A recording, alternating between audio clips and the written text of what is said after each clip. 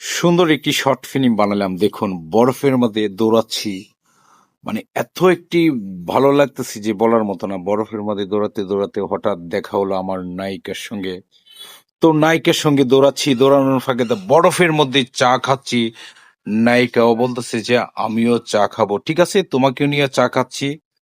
চোখ চা খাওয়ার পরে আমরা মানে একটু এদিক সেদিক তাকালাম আর ওর সাথে একটু গল্প করলাম যে আসলে আমরা বরফে চলে আসলাম, অনেক ভালো লাগতেছে। আমার কাছে অনেক আনন্দিত এবং অনেক আনন্দ লাগতেছে।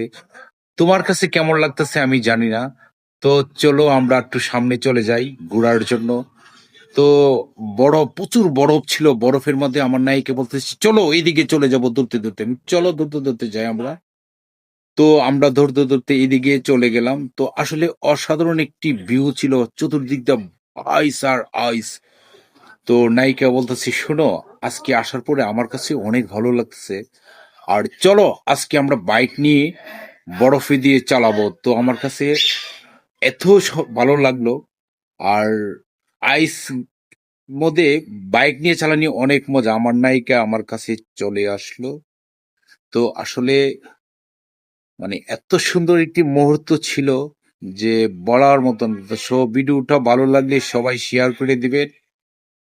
আর নায়িকা নিকে বরফে গাড়ি চালাচ্ছি, অসাধারণ ভিউ ছিল আর দেখার মতো। তো সবাই আমার জন্য শেয়ার করে দিবেন। ভালো থাকেন, আবারও দেখা হবে।